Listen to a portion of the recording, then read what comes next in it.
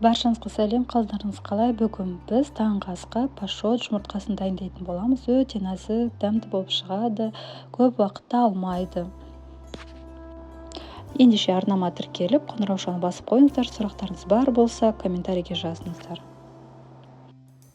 Бұл таңғы ас майға қуырғысы келмейтін адамдарға арналады. Ендеше біз бұл рецепті пісіруге кірісейік.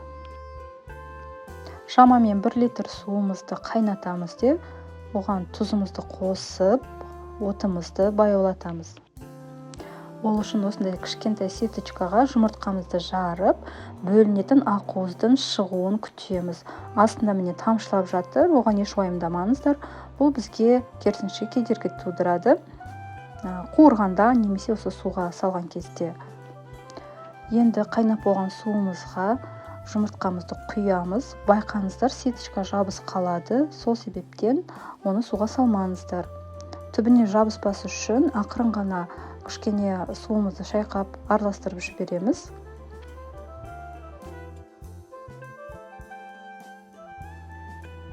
Бұндай пашот жұмыртқасы суда 2 немесе 3 минут уақытында піседі.